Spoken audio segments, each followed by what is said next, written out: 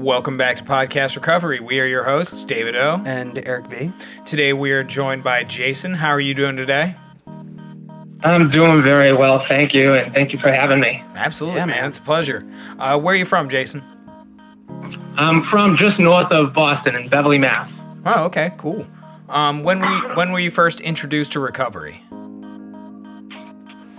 My sobriety date, actually, July 24th of 2017, is the first time I ever went at this, and been going at it strong one day at a time since. All right, so your clean date is 7/24/17. That's awesome, man. Yeah. Well, with all that out of the way, I'm going to turn it over to you to share your story with us, so take her away.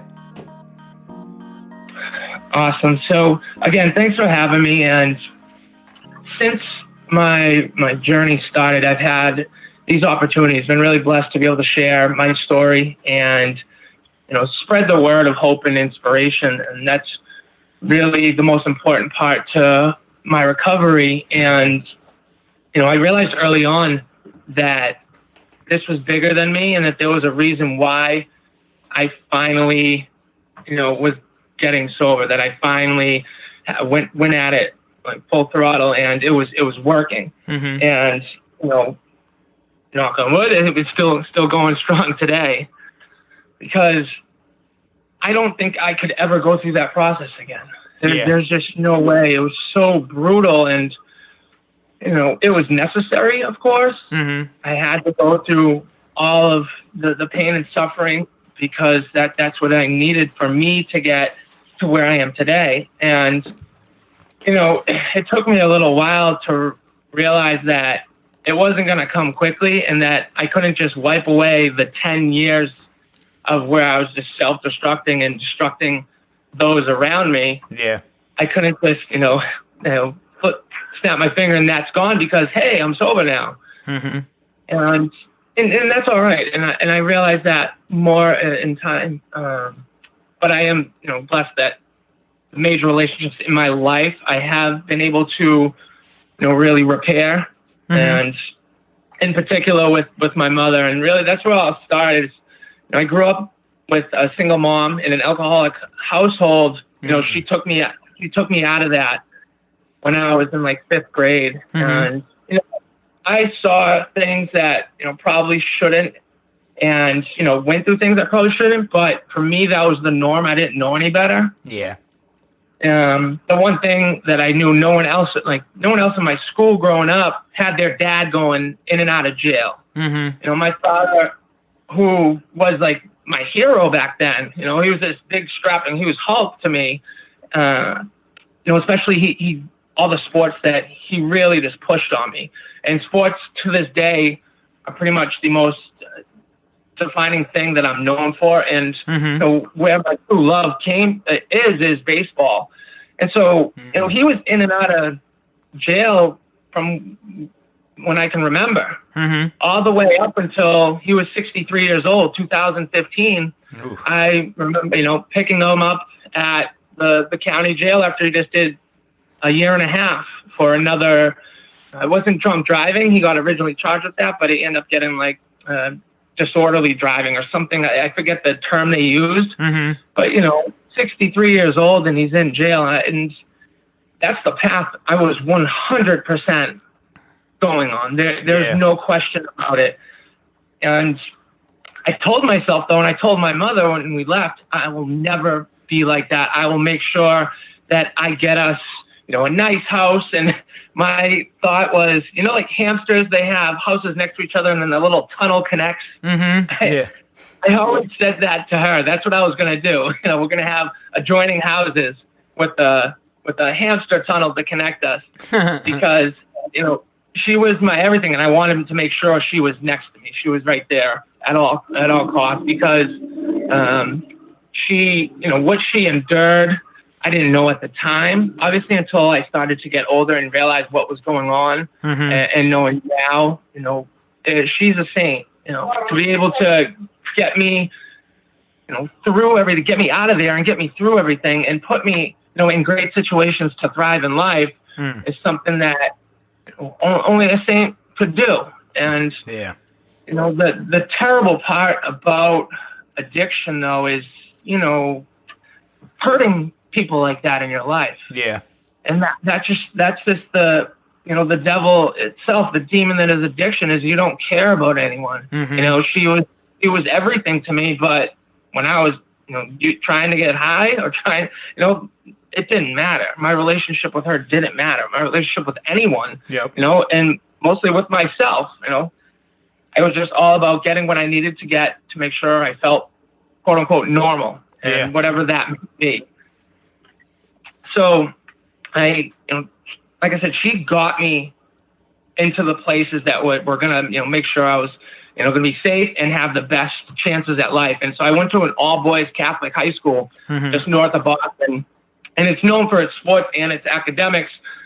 And like I mentioned, sports were everything to me. And I still had contact with my father, not like he lives a couple cities over, and I would visit him often, but there was often times where he wouldn't answer the door even though it was home. And again, looking back, that's not normal, but I didn't know any better.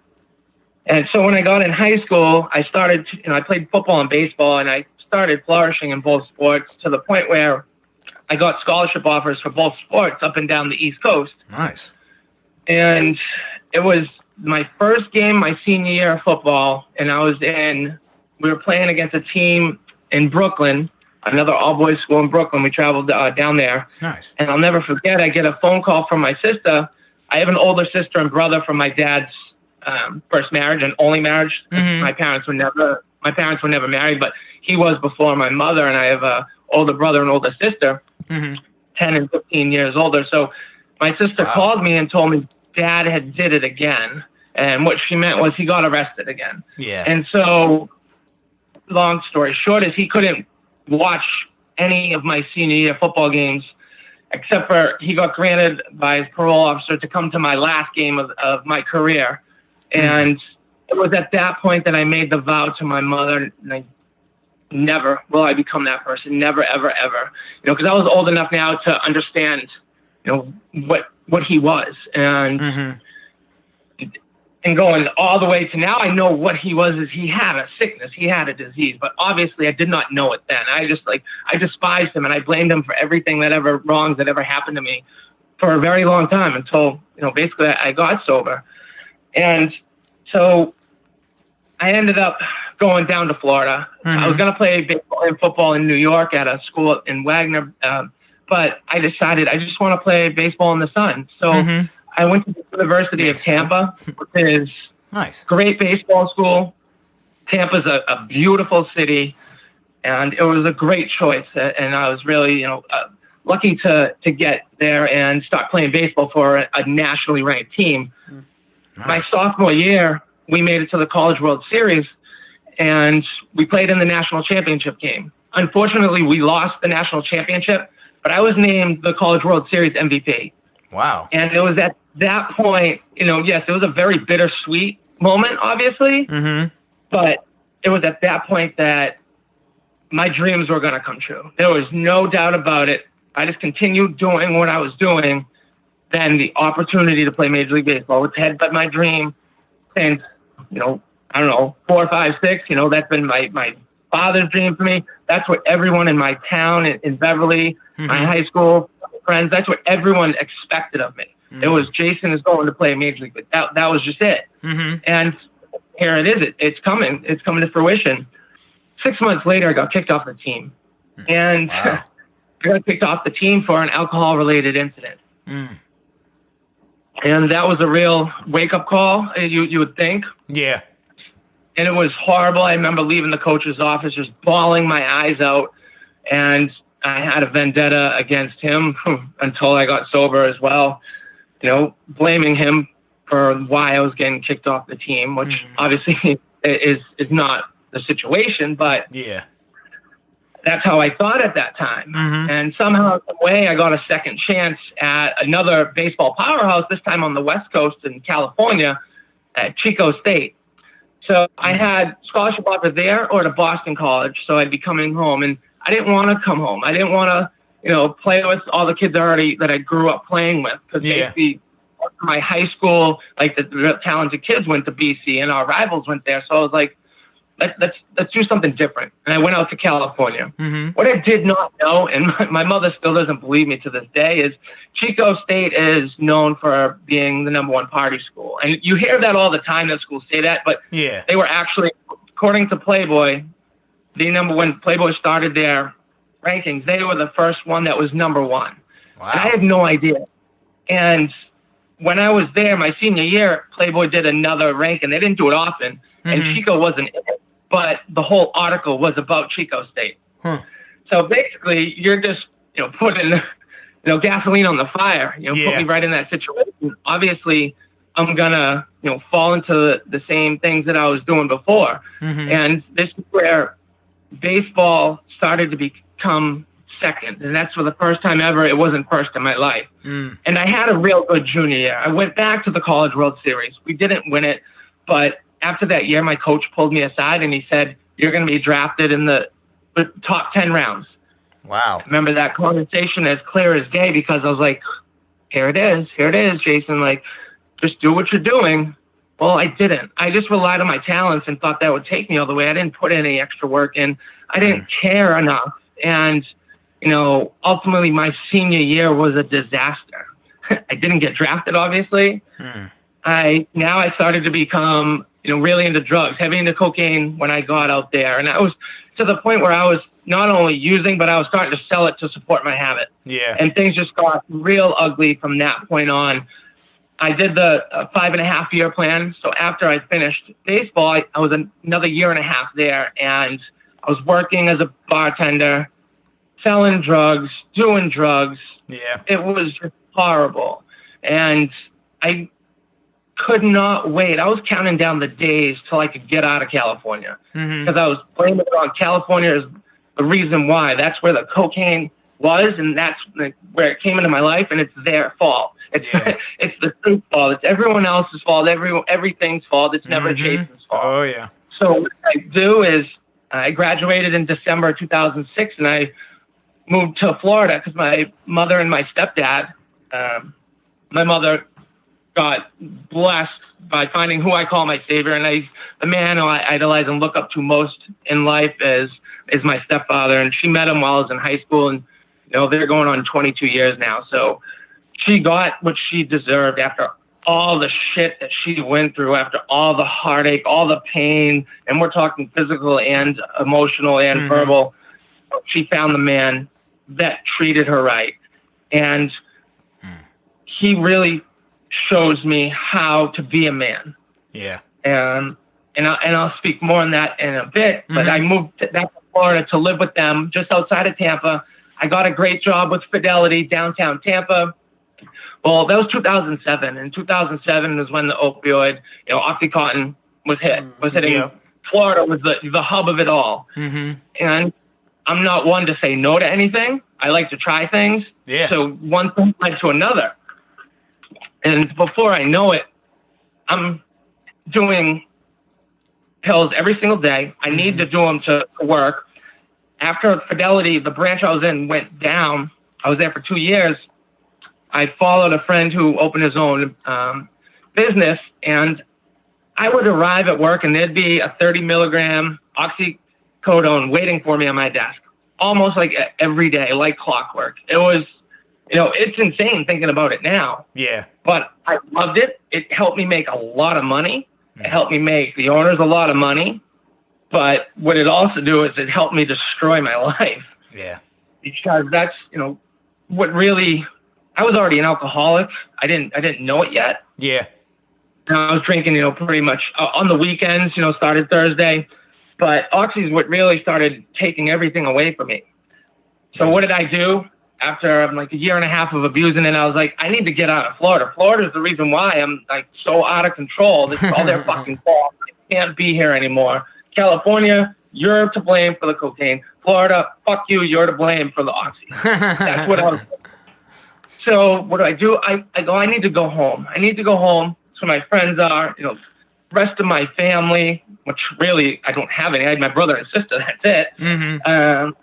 But that was my train of thought. It didn't take maybe a couple weeks till I found it there, and I started abusing it. And that's where I just started completely destroying my life, and other people started noticing it. But I was completely oblivious. Yeah. Fast forward to 2016, I was drinking every single day. I was abusing cocaine. Now I did, I got on Suboxone for a year and a half, and I got off Oxy completely for like 4 years. Mm-hmm. So I was just drinking and partying with cocaine, but I was like that functioning alcoholic, going from job to job. And I get bored of a job, or I knew they were going to fire me, I'd quit first, and it was a complete shit show. So, 2016, the first day of the year, I was living with my father. So I didn't talk to him for 10 years. Wow. Maybe I saw him on Thanksgiving when I came home. Because it was just, my family's very small. There's 6 of us. Now it's down to 4. Mm-hmm. And I had this, something was telling me I needed to just go live with him and take care of him. I can't explain it really, but something made me feel like I needed to. Okay. So I moved in with him back in my hometown, basically the house I grew up in. Yeah. And within like a month or so, I came home one day and I thought he was dead. He had blood coming out of every orifice. Oh. And I called 911. He gets rushed out. And what happened was he had kidney failure.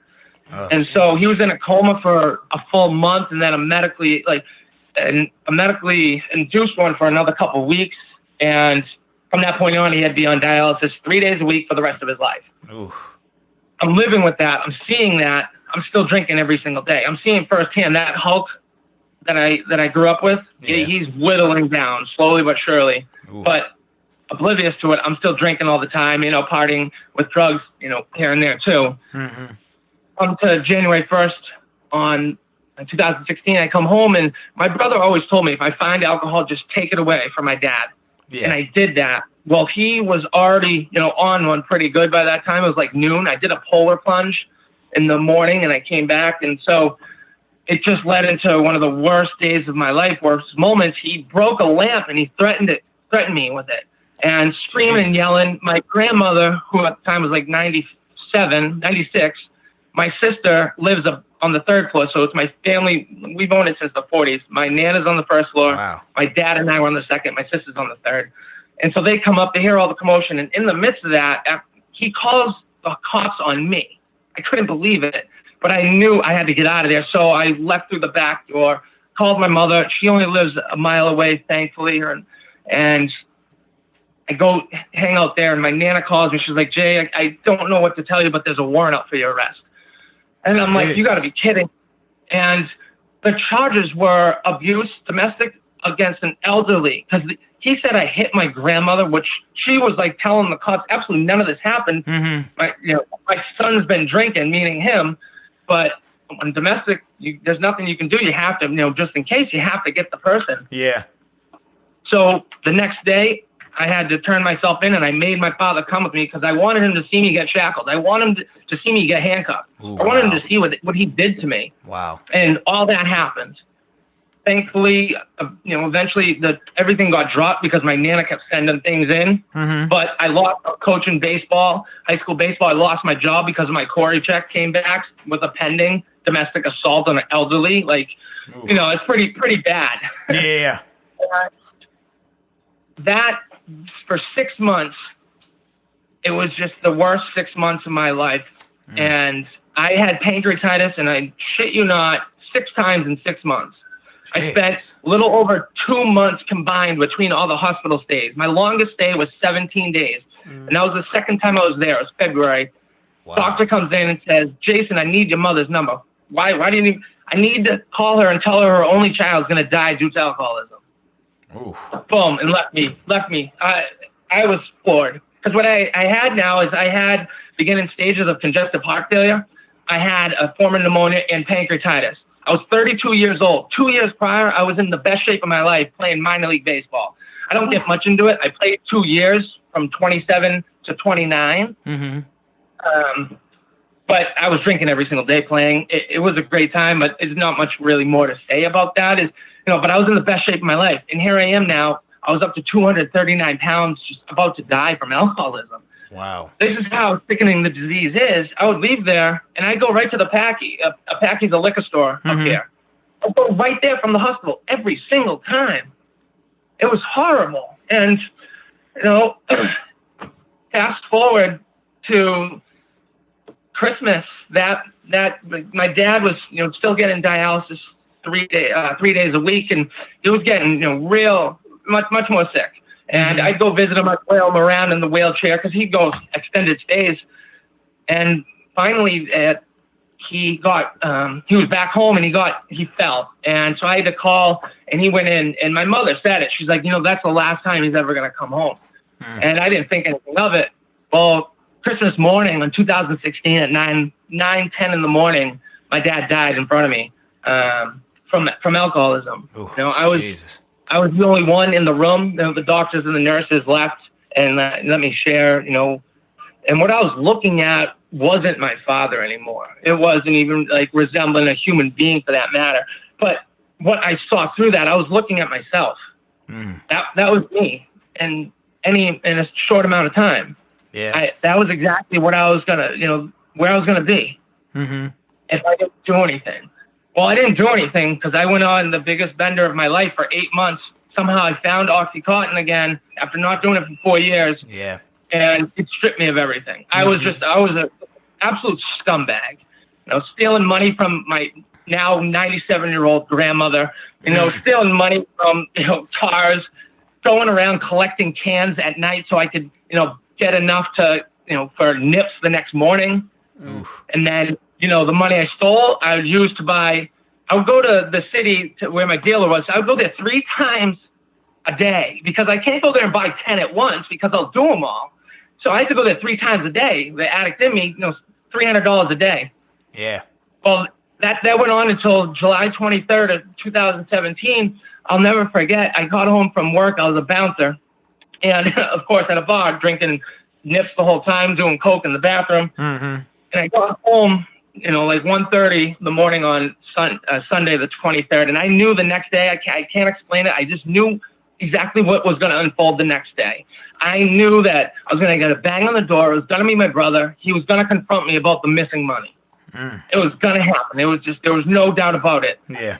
Well, I get a bang on the door, and I'm screaming out, "What the fuck do you want?" It's like 7 in the morning. He goes, "It's 1 o'clock in the afternoon. Get downstairs now." And so he just flat out said, "Where's the money?" And of course I deny it at first. Deny it. But I start shaking. He's like, "Why are you shaking? Why are you crying?" And then the biggest relief of my life, I just let it all out. I told the truth. I was honest. Yeah. And I told him how bad it was. He couldn't believe that it got to that level. I told him how much money really I stole. We're talking upwards of $5,000. And one thing he said, he went in the other room dropping F-bombs after F-bombs, but he came back in, and what he said next, I think, was pretty much what saved my life. He says, "I'm so fucking mad at you, but I'm so proud of you."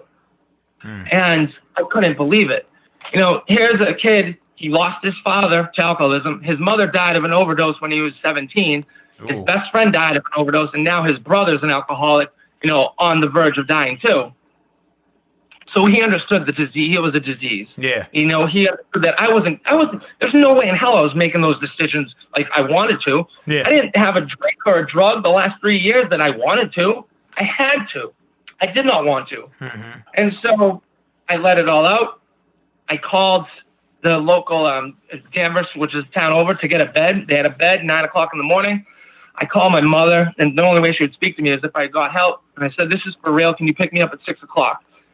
And she's like, "Why 6? I go, "I want to go to a 7 a.m. meeting before and, have breakfast with you and then drop me off." Nice. And so when I walked into that detox, walked through the doors on July 24th, my life forever changed. I walked in with open arms and I said, "Just tell me what I need to do. Tell me what I need to do so that I never, ever go back to that life again. I don't care what it is. I don't care how much pain I got to go through. I don't care how many tears I have to shed. Nothing will ever be worse than what I already went through. Nothing will ever compare to the life where I was suicidal every single day. Only way I'm thinking I'm going to die is if I get in a car accident or kill someone else." Like that was it. That's where my mind was, hopeless, completely. Nothing was going in my life other than next, where I was heading for death or jail forever. That was it. So I said, just tell me what I need to do. I don't care what it is. And I kept that attitude for 7 months. I went away for 7 months, and it was the first time I ever did this. I said I wanted help before. I said, I'll stop just to appease my brother or my mother, but I never did it. This time I went for myself because I knew I was going to die. I'm like, I just got to get better. I want to live. Even though I was suicidal, I didn't want to die. Yeah. And that's where the journey began. And that's where these past coming up on 2 years has been amazing. The things I've got to be able to achieve. And, I realized, as I mentioned right from the start, it was way bigger than me. Yeah. This is way bigger than I started writing. And that writing, I said I was going to write a book. I was, just journaling. People were like, who do you think you are? People in the community. I'm like, I'm going to do it. And so I kept writing and writing. And I sent my mom an email in November saying, Mom, I'm going to become a best-selling author. Well, I released the book on June 1st, and it became a national bestseller 2 weeks later. Wow. I wrote that book while I was in rehab. So no one can tell me that anything's not possible. No one can ever fucking tell me that they can't do something. Not everyone needs to go write a book to prove, that anything's possible. Yeah. But that was my way. And that was my therapy. That was my sobriety. A lot of people where I was getting recovery, they said I need to stop writing and focus on myself and my recovery. Well, they didn't realize that was my recovery. Writing was my therapy. Writing was where I got things out that I never said before. And that's where I got better mentally. I slowly but surely started getting confidence back and getting that self-love and self-worth back. I started seeing my physical appearance getting better. And I was like, wow, I'm going to do this. And that writing, when I put it out on Christmas Eve, a year to the date of my dad's death, he died Christmas, I put it on Facebook where I was for the first time. I went silent for 5 months. That I'm in rehab, I'm an addict, I'm an alcoholic. To me, it's all the same. Yeah. And I don't care. And I put one of my pieces of writing. It was a breakup letter with alcohol. And I got flooded with messages from people from Little League, elementary school, to people across the country that I didn't even know, mothers, fathers, sisters, reaching out to me. And every single one was saying, thank you. And why? I was like, why? Well, I didn't realize I'm not the only one. In some regards, or whatever they were, they related to, that there was other people just like them. Mothers would say, thank you. Thank you for letting me get a better understanding of what's going on in my child's head. Yeah. And that friends that I haven't spoken to in years, I've never told anyone this, but I'm an alcoholic too. I struggled for so long. And thank you. I feel so much better. I can get this out. And I was like, oh my goodness, this is my calling. There was so many no coincidence moments that were happening in my life. Yeah. That there was no other reason other than I'm supposed to be a voice for the sick and suffering. I'm supposed to be someone that's going to make a difference. Yeah. And so I made it my life's mission to do so. Writing that book, finishing that book. In that book, it's not an autobiography by any means. It's not really a memoir. But what it is, it's a book to show you that it doesn't matter how far down you are. It doesn't matter how depressed, how alone. I was there, and I overcame that. And I was in a very bad place. Some people are in worse places, but they can still do it too. Absolutely. I wanted to write that book to show the people who I was in. I went to 6 months. I was in a month in a detox and a holding, and then 6 months at the Link House, which is 45 minutes north of where I live. And that's the place that forever changed my life because it gave me structure. It gave me discipline, from waking up at a certain time, being told what to do, and actually having to do it, or there's serious consequences. Oh, yeah. Well, everyone in that house, almost, like the majority, everyone seemed miserable, and I didn't get it. I'm like, you're clean and sober. What is there to be miserable about? But what I didn't realize, my counselor and my therapist, like, people come in at different things. Yeah. And I accept that. Okay, people have different baggage, but everyone comes to that house with the same exact opportunities. It doesn't matter who you are, how old you are, those 22 years old to 65, everyone has the same opportunities. It's about what are you going to do with them? For me, as I mentioned, I'm going to do whatever it takes to make sure I never go back. I don't care what it is, how hard it is, how vulnerable I have to be. I'll do it to assure that I never go back there. I'll also do it now to put it in writing to assure that someone doesn't have to be where I was. Yeah. Because I don't want anyone to go there. My worst enemy, I don't want them to be where I was. That was hell. And so people were really miserable around me, and it made me want to write more and more. I was writing for them because I wanted to show them that they can do whatever they want. They can still, once they leave there, have a beautiful life. Mm-hmm.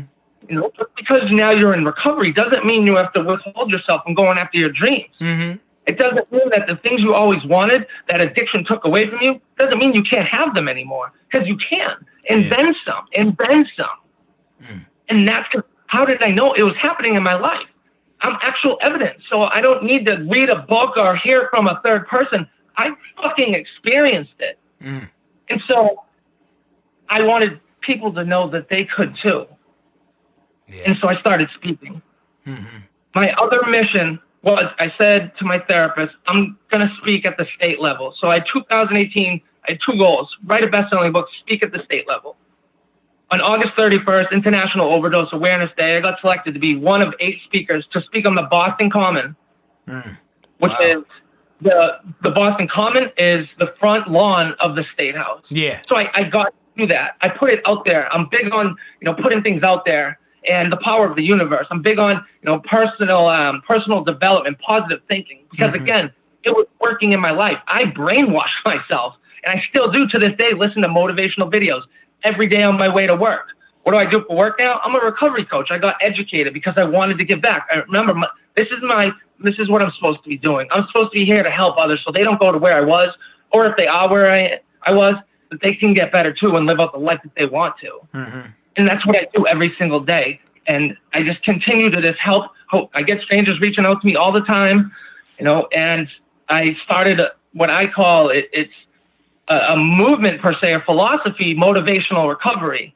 And it came to me one day when I was walking to the library. You see, at the Link House, we weren't allowed to have a cell phone, a car, no internet, no relationships, no jobs. You just had to focus on yourself and getting better. And that's exactly how it should have been, and I'm grateful for that. So I only got 90 minutes a day to leave. We only got 90 minutes to leave the house, and the library is a mile away. I'd walk there in the dead of winter. Didn't matter. It was -13 one time, I remember, because I had to transfer what I wrote onto Microsoft Word for my book. In the background, though, I'm listening to these motivational videos, these positive mindset videos. And I read 30 books on the same exact thing in those first 6-7 months. 30 books from, Think and Grow Rich to Chris Herron's Basketball Junkie to Josh Hamilton's book. I just read anything I possibly could that I knew was going to help me get better. And that, so I had all these tools. Everyone's way of getting sober is different. And I realized that my journey is going to be different from every single other person in that house. And that's okay. If it's going to keep you sober, I'm all for it. Absolutely. If it's going to keep a needle out of your arm, I'm all for it. And the last thing I'll end with this is, I mentioned putting things out into the universe. I had at the Link House, we had a therapist and a counselor. You had the option to have a therapist. And so I definitely went and saw her. And I said things that I've never told anyone. The biggest secrets I've ever had. It felt so good. Again, it's therapy, because I put it in writing too, and I'd share that. And she told me to check out a book by Brene Brown. She had 2, Daring Greatly and The Gifts of Imperfection. She gave me one of them. She said, "Why don't you love your motivational videos? Listen to her TED Talk." And I said, "What's a TED Talk?" She's like, "You really don't know?" I'm like, "I have no idea." So I see her once a week. I read the first book, Gifts of Imperfection. She gave me. I read it within that first week. I couldn't put it down. I came back and I said, "I'm going to see if there's any TED Talks in Boston." She goes, "That's great." I go, "I'm going to speak at one though." And she's like, "Oh, okay, Jason." Kind of not mocking me, but like, come on. That's great. You have these grand ambitions, but come on. Well, I kept that. I kept putting it out in the universe, and I applied to TEDx Boston College 2018. I made it through the first round of cuts, but then I didn't get selected. And rightfully so. Obviously, I was pissed at the time, but I was still living, basically in a halfway house, sober home, rehab, whatever you want to call it. I was still living with 15 other alcoholics and addicts. I was still being told when I need to take my medicine, So I wasn't ready for that stage. But for the years where I got prepared for that stage, by speaking at many events, speaking in front of legislation, speaking on podcasts every week, and speaking one of the senators in Massachusetts asked me to be a guest on her show, and go fast forward now to TEDx Boston College 2019, I applied and I got selected. Wow. And so on March 30th, I got to give my first TED Talk. And I say my first because I know I'm going to give multiple ones. Mm-hmm. And my TED Talk, it was proof again that anything is possible. Just put it out in the universe. Keep going after what you want. Don't give up. All the cliches are actually true. Mm-hmm. And my TED Talk was titled The Connection the Addict Craves. Mm. And I wrote about that because my job, I was a recovery coach, but I also became a certified peer specialist. And becoming a peer specialist, it was a 2-week course, was the most transformational and educational thing I've ever gone through. Mm-hmm. And it made me really appreciate the human being. It made me peel back all the layers to, instead of saying to the panhandler, why don't you just go get a job at McDonald's or Walmart, to saying, why is he or she there? Mm-hmm. Well, because they're an alcoholic or an addict. Well, why is that? Because they had major trauma when they're younger, or they went through, a bad divorce. Mm-hmm. Someone they love died. And so you peel all these layers back and you realize that person's just like me. I could have ended up in that same position. Yeah. There's no doubt I was going to. And by asking the why, you start, getting down to know the individual. Mm-hmm. And sometimes just sitting there with someone in silence that means the world to them, because no one's ever done that. Oh yeah. We had 43 group homes at my former job, and I worked at 7 of them in the inner city of Boston, in the worst parts of Boston. And, I was the recovery coach first, but I was more so of just, another human being there to connect with them. Mm-hmm. Because these people have been put down their entire lives. They've been told, they're shit. Oh yeah. Their entire life. They have no confidence, no self-esteem. And now they have someone to talk to. Mm-hmm. Just someone to talk to means the world to them. And so I wanted to share that with the entire world. And I know a TED Talk would give me that opportunity. Mm-hmm. It would give me the opportunity to show you that anything is possible, that there's no discrimination when it comes to addiction, mm-hmm. and that you too can do whatever it is that you want in the world. And lastly is just building that human connection with one another. And I'll take all that with me forever. That, what I learned in that peer specialist class is something that's going to help me not only in just as a job and as what I'm trying to do for a living in my life more mm-hmm. so, but in my relationships with, with my girlfriend, with my mother, with strangers and so forth. Mm-hmm. It was the biggest, it's such a blessing that I have, all these things fall into place. And why? Because it's bigger than me. Yeah. There was these are moments that should not have happened, but they did, because I'm supposed to be where I am today. And, that's now on this podcast, sharing my story and, sharing in my mission. Mm. And, that's pretty much the gist of it. All right, man. That's awesome. All right, cool. We definitely got some questions for you. Do you want to start, Eric? No, go ahead. I can start. Yeah. Oh, thank you. All right. So how was the lack of a positive male role model in your youth? How did that influence your addiction? Well, what I finally started realizing is why I was so angry as a child. When my mother and I left in 5th grade, mm-hmm. we stayed in the same town for the time being. And like I said, I still visited my father, but I was a very angry child. I would call my mom names that are just it's horrible. And mm-hmm. I'm so ashamed of it that's what I did to the woman who gave, her shirt off her back literally for me. She worked 2 jobs in a double, pretty much every day as a waitress, just so she could get me, whatever it is to make sure I'm okay. Mm-hmm. And I realized I was so angry. I didn't realize this though until I was in therapy. I was angry because of all the stuff I saw. Mm-hmm. I saw my dad doing those things all the time, verbally abusing everyone in the house. And I know of physical abuse too. Mm-hmm. Thankfully I never was the victim of that. My mother put him in his place. And if you do that, I'm leaving you. And I know people that'll take care of you, basically. Hmm. And so he never touched me, but I got all the verbal abuses possible, being told all the worst things. And my house was full of anger. Mm-hmm. And that translated into when I was in middle school, into when I was adult too. Yeah. Having that quick temper, being very defensive and on the, on the, what, on the defensive, like if you say something, why are you coming at me? I'm going to hit you first before you have a chance to. And that's because they didn't have a positive role model, obviously, at the house. There was no male figure.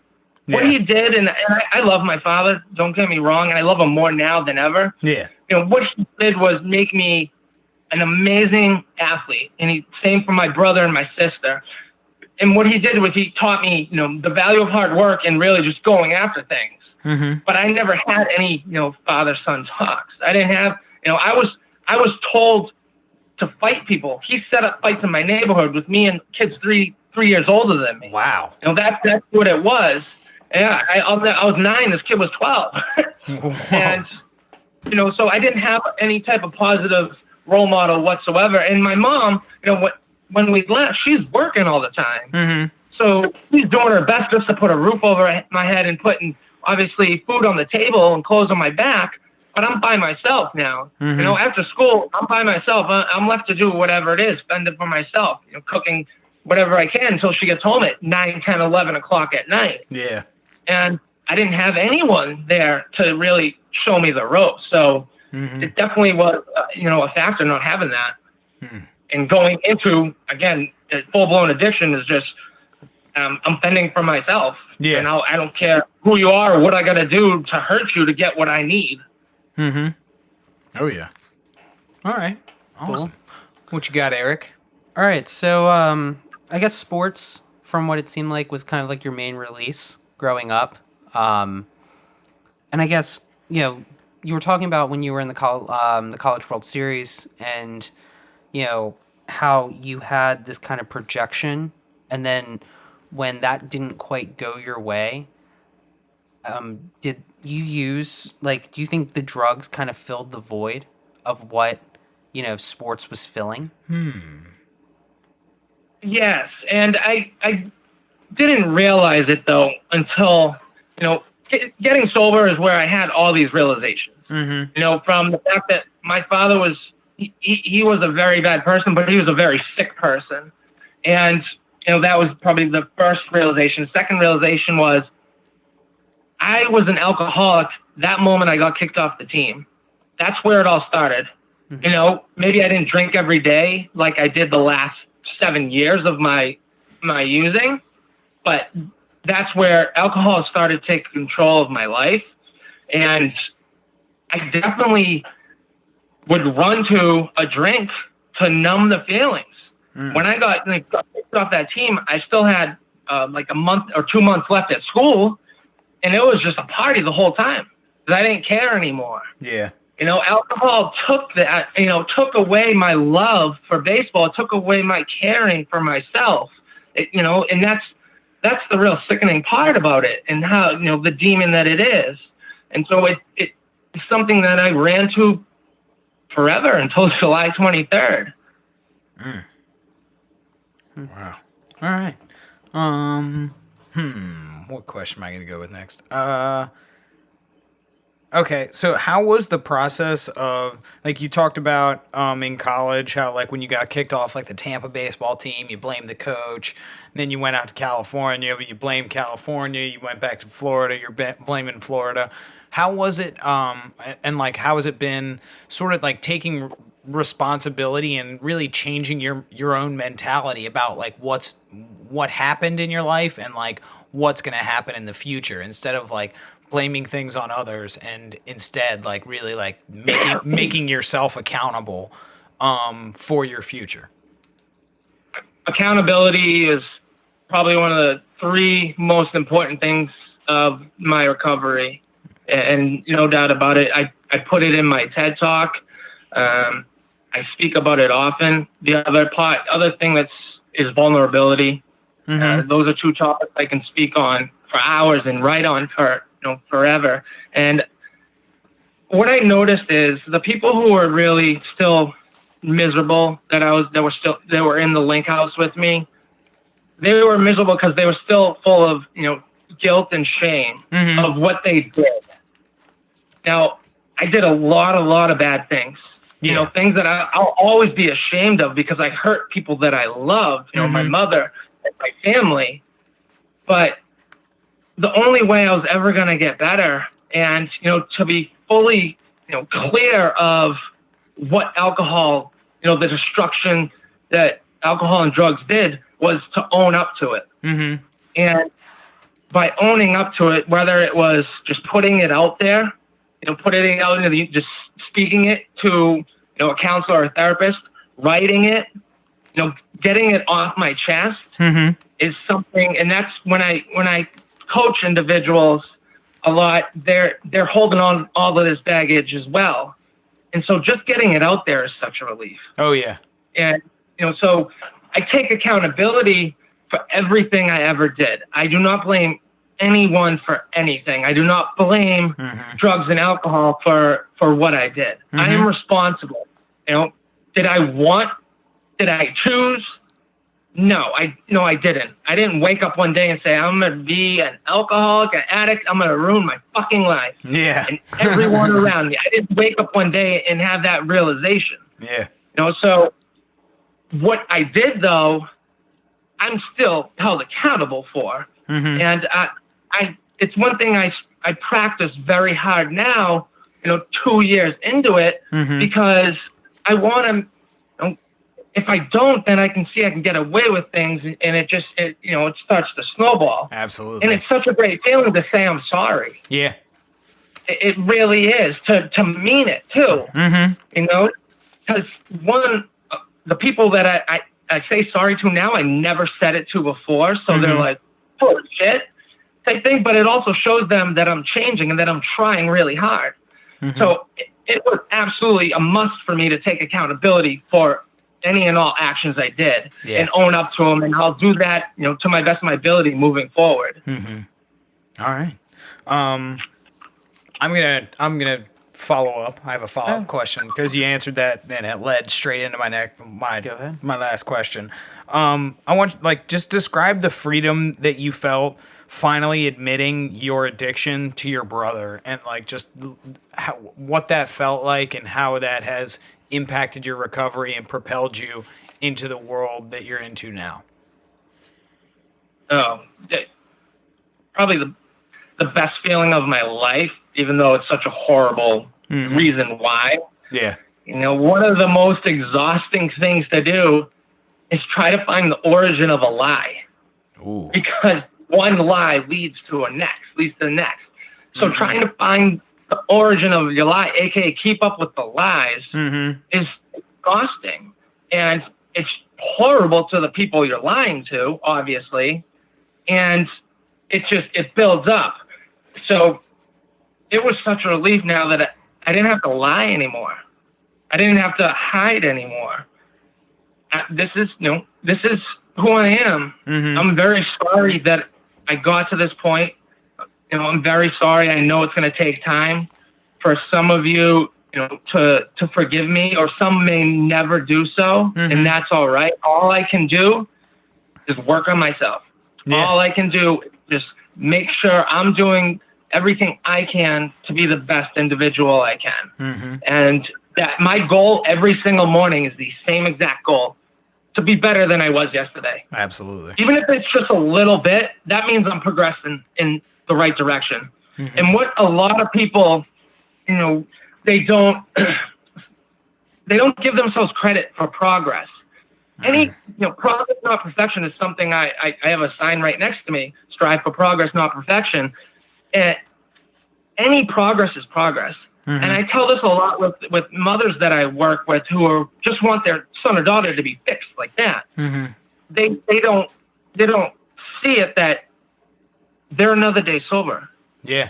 That's the miracle on itself.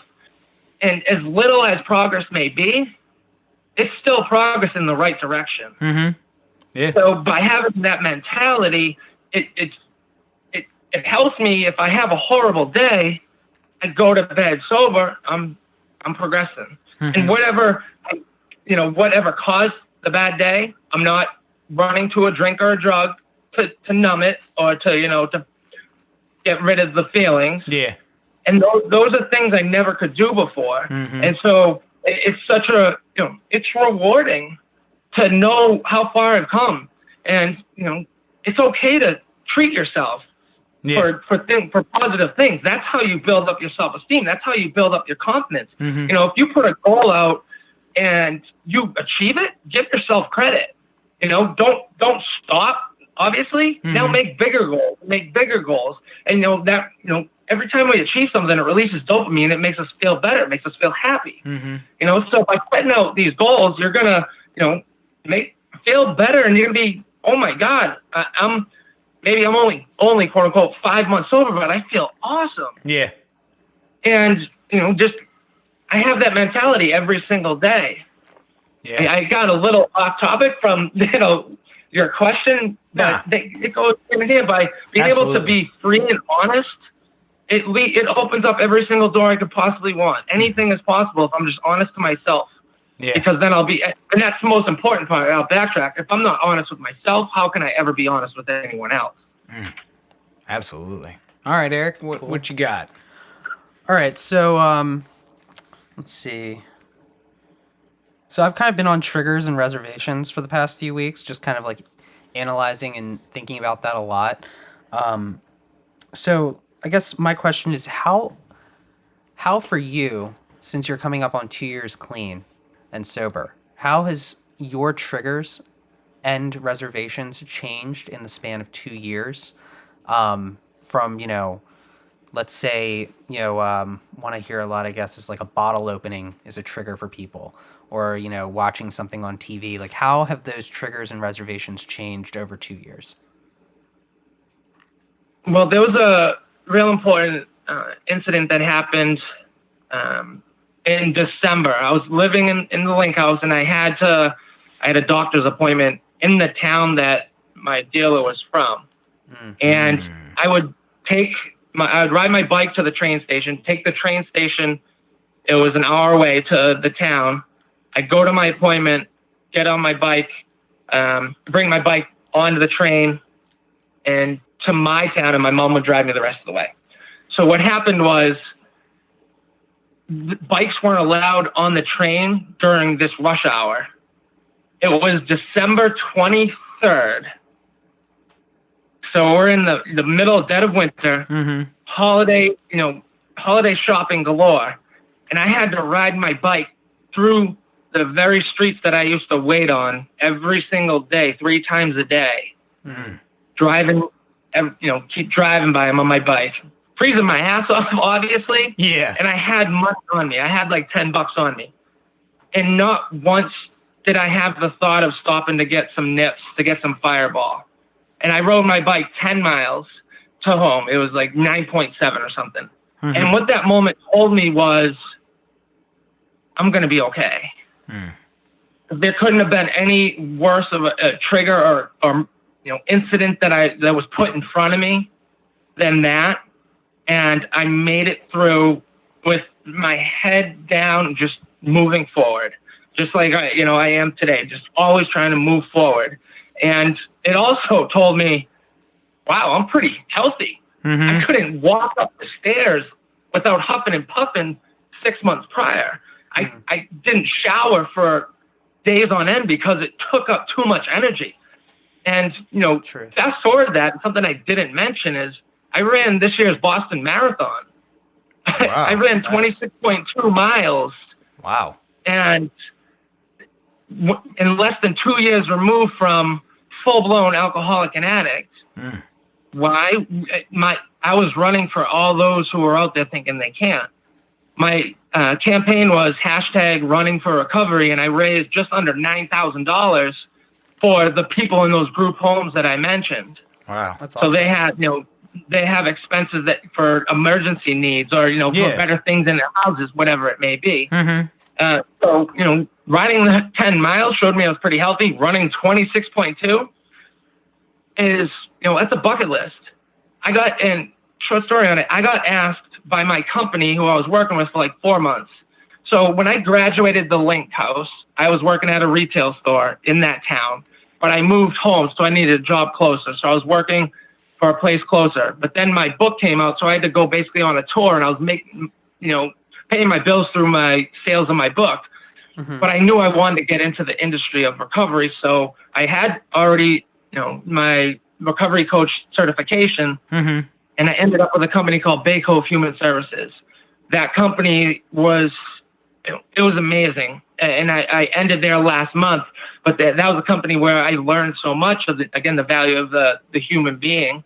And so I got asked right before Christmas if I wanted to run, and they knew I was a former minor league athlete and I was in good shape. I worked out a lot now that I was sober, and it was right before Christmas. And my dad ran multiple marathons. We have no clue how, obviously, because he was an alcoholic. He drank every single day for 40 years, unless he was in the hospital or in jail. And I'm sure he probably drank in there too. But it was his way, of saying, you can do this, kid. And I thought of that all 4.5 months of training. I made sure I looked up the shortest amount of time you need to train. It was 4 months. So I had 4.5. I was like, absolutely, let's do this. And I trained my ass off. And if I ever got down, I would think about the people that I need to show. I need to cross that line for all the millions out there that are still sick and suffering. All those people who, are in early recovery and they're struggling though. They want to go back. They have those triggers. Yeah. I was running for everyone. And by the time the race came around, April 15th, I already finished in my head. I already replayed that thousands of times. So I got to enjoy 4.5 hours of just the most exhilarating experience of my life, hands down. And the best part about it is after I get, cross that finish line, get my medal, is I get to meet, my girlfriend, my beautiful girlfriend, who's been the most supportive part of my recovery. Something, I think of as one of the things for my triggers is I have her. I'm very blessed to have someone who's in recovery herself 20 months and who I can go to, obviously, who I can, put a shoulder to lean on, and the two kids were there, and my mom and my stepdad. It was the best experience of my life. Again, hands down, just having them there and sharing in that moment. It was such a beautiful thing personally, but also for the fact that I'm showing everyone what's possible. This is what's anything. Yeah. I became a best-selling author for a book I wrote while I was in rehab.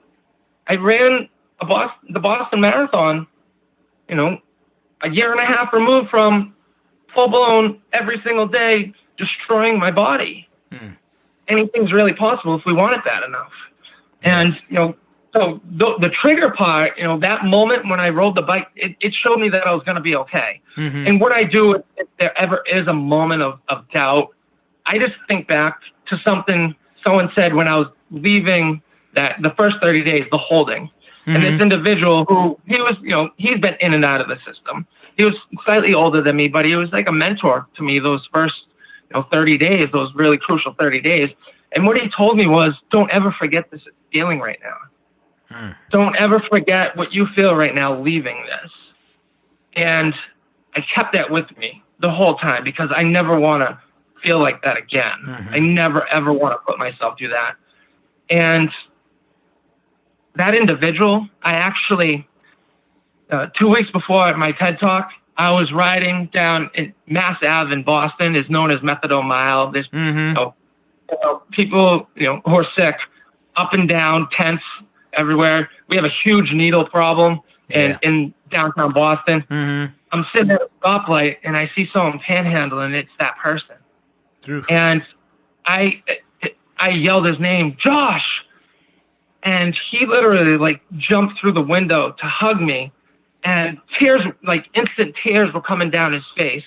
And I speak of this experience on my TED Talk in detail.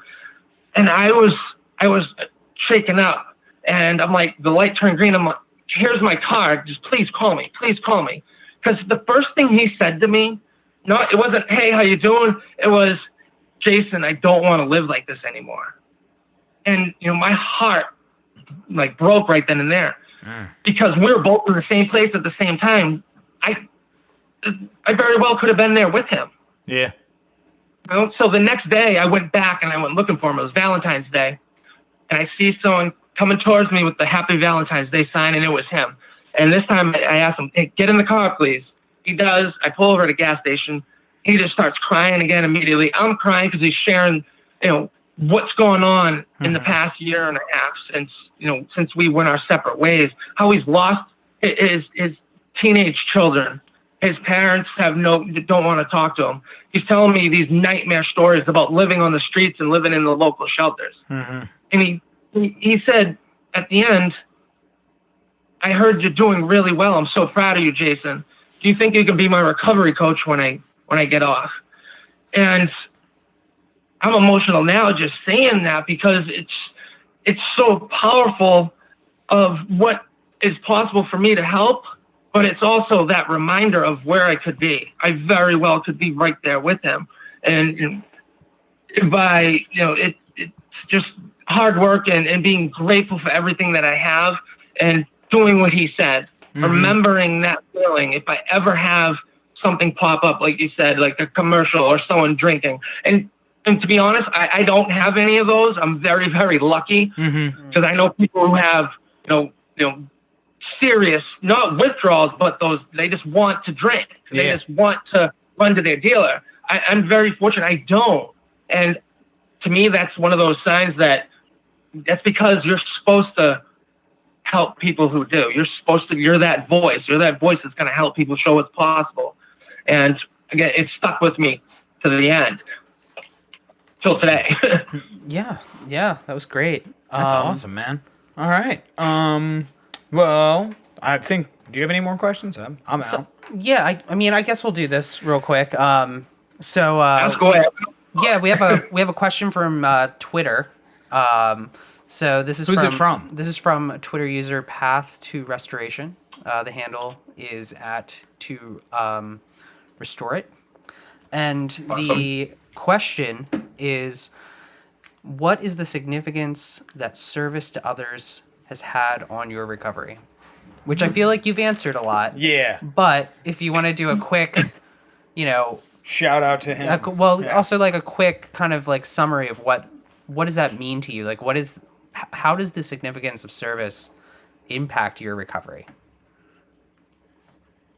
The most gratifying experience I ever have today is knowing I played a part in someone's recovery, as small as it may be. And, to share just one of the stories, a middle-aged woman reached out to me last summer telling me about her brother who's a little older than her, and he was an alcoholic, drinking every day.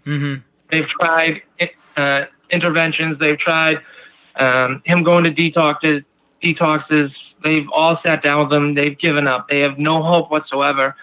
And she reached out to me because she saw an article in the paper about me in my book. And she said, do you think you could talk to him? And, I made no promises other than I can, reach out, give him my information. And if he wants to talk, absolutely. I'll do whatever I can. And so it was a Saturday night and we're texting back and forth. And then he finally calls. And the very first thing he says to me, I want to cash in my 401k and move to Las Vegas like Nicolas Cage. Oh, the first words of the conversation. And I'm like, oh shit, this is going to be hard.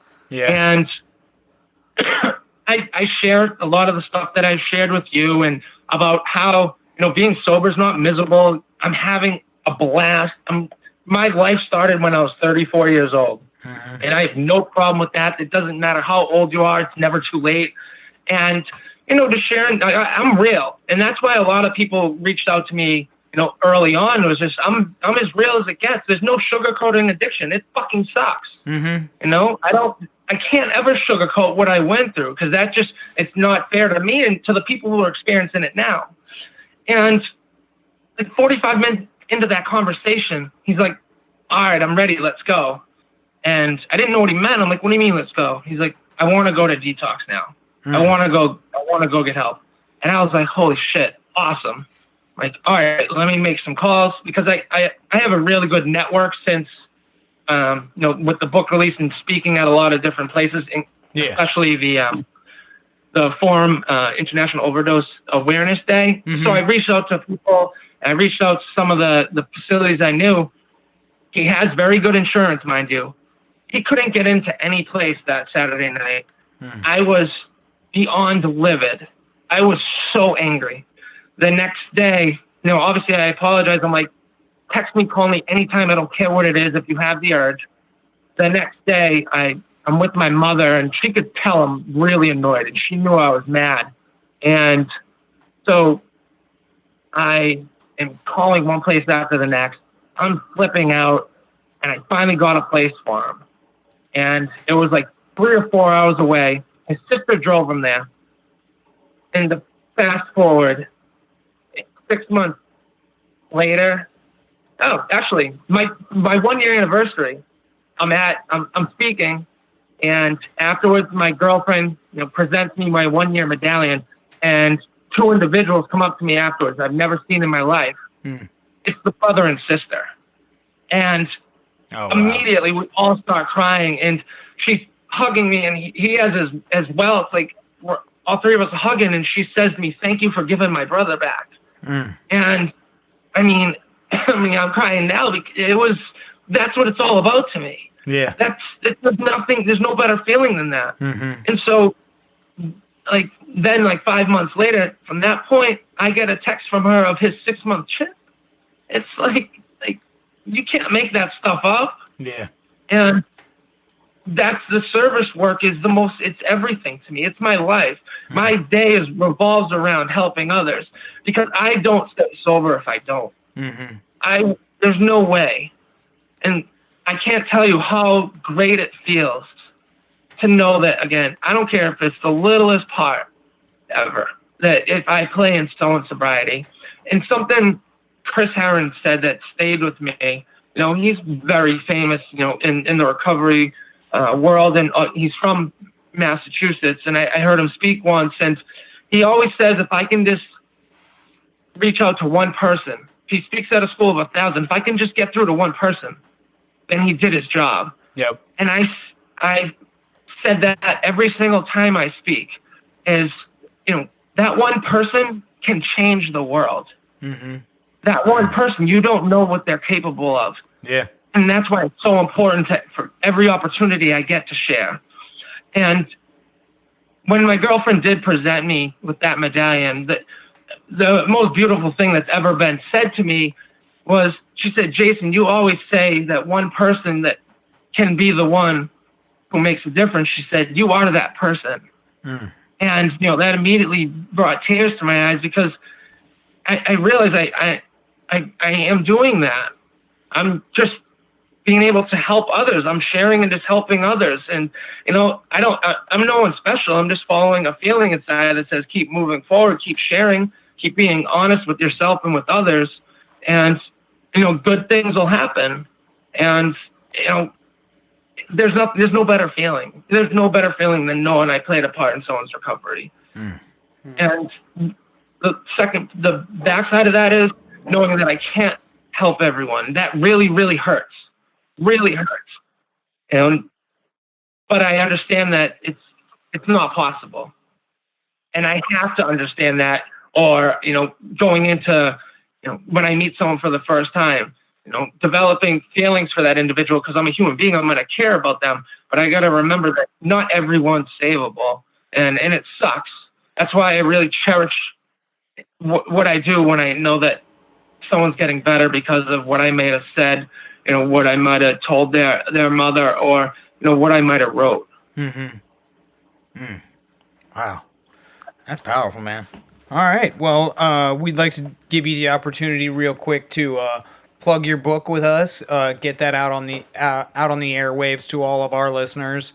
Tell us what they can read and where they can find it. I didn't even mention the name of the book.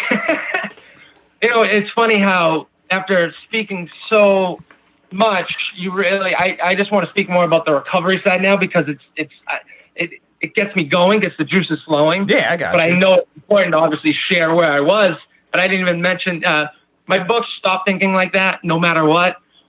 And it's a bright yellow cover. It's a very basic cover. I wrote it. I edited the entire thing. My girlfriend helped me with that. I designed the cover, and it was such a great experience. And you can find it on Amazon. You can Amazon, Barnes & Noble, any website online. My website is Jason-Hyland, Hyland. So jason-hyland.com. And my Instagram, which is where I put the most content out, is at Motivational Recovery. Nice. And lastly would be my Facebook. And that's just my name with an R in the middle, Jason R. Hyland. So Instagram is where I put the most content out there. I want to put as much as I can because, again, I want to show people what's possible. Yeah. So, I share that Instagram with my girlfriend because we're both in recovery, and this is what's possible. And hey, we have bad days too. Yeah. This is how we get through it. We want to be able to help out any way we can. And then on Facebook is where I put the long, more like the content where you have to decipher more, so to speak, because it's so long that there's so much you have to engulf inside there. Yeah. Whether it's a blog, I write for Sober Nation. I'm a contributor for there, or if I'm just one of my own blogs or something I see of value, a friend's podcast, whatever it may be. I produce a lot of podcasts too. Again, if you just Google my name, Jason Hyland, thankfully I take up the whole first page. Minus one spot. The president of MGM Studios in Japan, his name is Jason Hyland too. Nice. But every other spot you'll see is, it's Amazon for my book, Stop Thinking Like That. My website, Jason-Hyland. Instagram, at Motivational Recovery. And, to the viewers or the listeners out there, please don't hesitate. Yeah. It can be completely anonymous. Don't hesitate to ever reach out because I'll be as real as possible. I'll help you any way I possibly can. If I don't know the answer, I'll tell you that. I'm not perfect by any means. I don't have all the answers, but I do know how to stay sober one day at a time. And I can tell you what works for me. Yeah. And if we can't, even if it's just a vent, a lot of people, just like I said, just want someone to talk to. I am more than happy. Please reach out to me anytime on any of those social media or my email, which is right on my website. What I like to say when I end something I write is there's always hope. You're never alone. And as cliche as it is, I don't care. If I can do it, you can too. Yeah. All right. Well, we would like to thank you, Jason, for joining us today. Let's give him a clap, Eric. Oh, that was awesome. I'm so grateful that I saw that that tweet that you had, because this is what I want to do. I want any opportunity to share, not so much of my story, but what's possible. Yeah. That's most important to me, is sharing that hope and inspiration. Absolutely. Well, here at Podcast Recovery, we are aiming to expand the scope of support for recovering addicts. Accessibility and convenience of helpful services is paramount to combating addiction. We work to bring the message of recovery to every addict, wherever and whenever it is needed. We believe that a powerful voice of recovery should be obtainable, practical, and at the touch of a button. Every addict deserves to hear a message of hope, and Podcast Recovery is here to provide it. So follow us on Twitter, follow us on Facebook, follow our new friend Jason, go get his book, read it, contact him, contact us, send us your questions, like, subscribe, share, all that, retweet, good stuff. And most importantly, everybody out there, stay safe and stay clean.